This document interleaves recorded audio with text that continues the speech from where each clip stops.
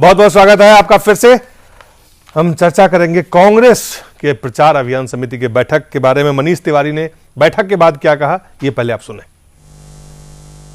प्रचार प्रसार राजनीतिक लड़ाई के लिए कांग्रेस पूरी तरह से तैयार है और जैसे ही चुनाव का बिगुल बजेगा करोड़ों करोड़ों कांग्रेस के कार्यकर्ता मैदान में उतर जाएंगे और जो एक विचारात्मक लड़ाई है, जो भारत की कल्पना की लड़ाई है कि एक तरफ भारत की एक उदारवादी धर्मनिरपेक्ष कल्पना है और दूसरी तरफ एक बहुत ही कट्टर कल्पना है, इन दोनों कल्पनाओं के बीच जो संघर्ष है उसमें कांग्रेस पार्टी विजयी होगी।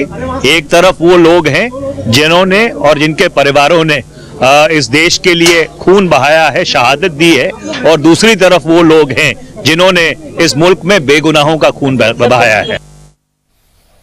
लेकिन अहम बात यह है कि आज बैठक में जो बैठक हुई उसमें जो बुजुर्ग नेता हैं और जो युवा नेता हैं कांग्रेस के, वो आमने सामने थे और कुछ ऐसी बातें हैं जो बैठक में हुई है जिसको खास करके जो राहुल गांधी को के जो सलाहकार मंडली में हैं उनको बुजुर्गों ने कहा कि ये गैर राजनीतिक लोग हैं और इन गैर राजनीतिक लोगों के सलाह पे पूरी तरह से क्या कांग्रेस चुनाव जीत सकती है और 10 साल की एंटी इनकम्बेंसी भी एक बहुत बड़ा फैक्टर रहेगा। इसके साथ ही यूपीए सरकार कुछ घोषणा भी कर सकती है, खास करके जो रिटायरमेंट का एज है वो 60 से बढ़ाकर 62 कर सकते हैं। साथ ही साथ जो महंगाई भत्ता 90% है केंद्रीय कर्मचारियों का, वो बढ़ा के 90 से 100% कर सकते हैं और उसमें 50% का जो बेसिक सैलरी है उसको भी विलय कर सकते हैं। मनरेगा के रोजगार के तहत 100 दिन की जो अवधि है उसको बढ़ा के 150 दिन करने की भी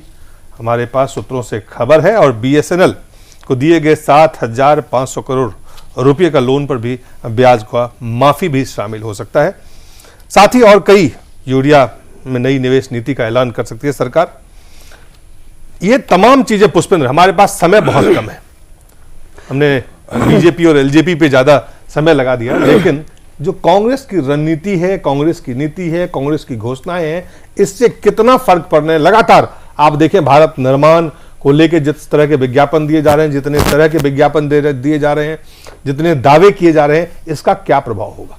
दिलीप, मुझे लगता है कि कांग्रेस पार्टी इस जल्दबाजी और हताशा और निराशा की पराकाष्ठा पे पहुंच गई है कि अब जिस तरीके से उनके तर्जुमान आए और उन्होंने ये कहा कि भारत की जो कल्पना है उदारवादी धर्मनिरपेक्ष, उस उदारवादी कल्पना को जमीन पे उतारने के लिए जो ये घोषणाएं होने वाली हैं जिसकी खबर आपके पास है, और जो तमाम सारी बातें कह रहे हैं कि जो 60 में रिटायर होगा वो 62 में चला जाएगा, 100 दिन की जगह 1500 दिन का 150 दिन का ही देंगे, मुझे समझ में नहीं आया कि जो उदारवादी सपना है, भारत की जो कल्पना है, जो कांग्रेस की कल्पना है, वो इन घोषणाओं में कहां साबित हो रही है। मुझे कहीं इस पूरी घोषणाओं में धर्मनिरपेक्षता नजर नहीं आ रही है। और जो माजी में ये अनाउंस कर चुके हैं, मनमोहन सिंह कहते हैं कि भारत के प्राकृतिक साधनों पर मुसलमानों का पहला हक है, ये उदारवादी का जो सपना था उसे पूरा कर रहे हैं। कोई कह रहा है लड़की की विदाई के लिए 50,000 रुपए ले लो, कोई कह रहा है मुसलमान लोन ले उसे वापस मत करो, सलमान खुर्शीद कह रहे हैं 4.5% नहीं हम 18% देंगे। तो ये उदारवादी सपने को जमीन पे उतारने में कांग्रेस लगी है, इसलिए खुद जमीन पे उतरने वाली है। चलिए जी,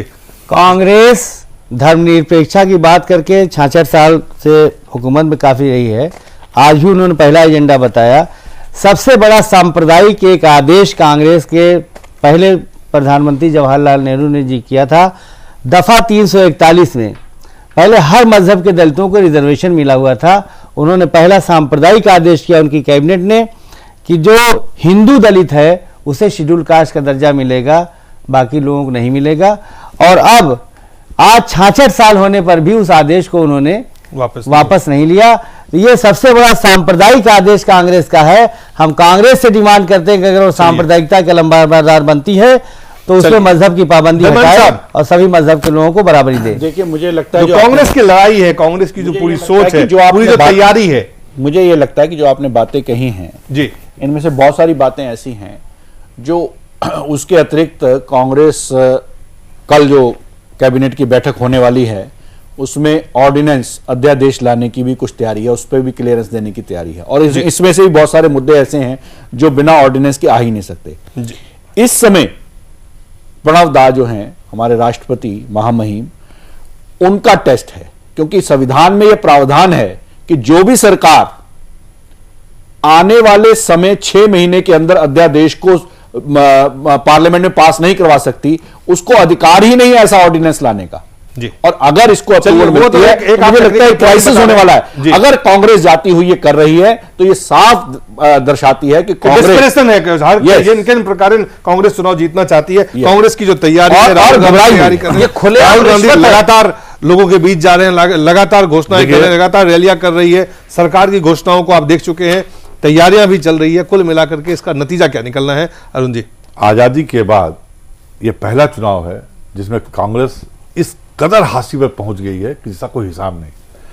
राहुल गांधी जरूर अच्छी अच्छी बातें कर रहे हैं, ईमानदारी की बातें कर रहे हैं, भ्रष्टाचार के खिलाफ बातें कर रहे हैं, ऐसा कुछ एक्शन में दिखा भी रहे हैं वो, लेकिन कांग्रेस का भ्रष्टाचार और महंगाई जो दो बड़ा इनके ऊपर पाप है, वो राहुल गांधी चाहे जितनी भी अच्छी बात करें कुछ दिखाई नहीं दे रहा, कुछ होने वाला उससे नहीं है। और इस मौके पे चाहे अब कुछ भी कर दे कांग्रेस, जनता नहीं विश्वास मांगने वाली है। जनता विश्वास एक सत्ताधारी पार्टी चलिए जब तक सत्ता में तो कुछ नहीं किया और बाद में जाते जाते तक अनाउंसमेंट जब करेगी तो कुछ नहीं होगा। हालांकि जनता लोगों का विश्वास मानती है कि जैसे वो भी अनाउंस करके गए हैं। नहीं, चलिए, चूंकि केजरीवाल एक दिन भी सत्ता में नहीं था तो उस आदमी ने फालतू वादे किए और जनता मान गई जी। ये तो सत्ता में थे ना, तो लोगों आपको लगता है इस घोषणाओं से कुछ नहीं होगा। चलिए, बहुत बहुत धन्यवाद अरुण जी, अरशद खान साहब, पुष्पेंद्र और धर्मानी साहब, आप सब लोगों का बहुत बहुत धन्यवाद।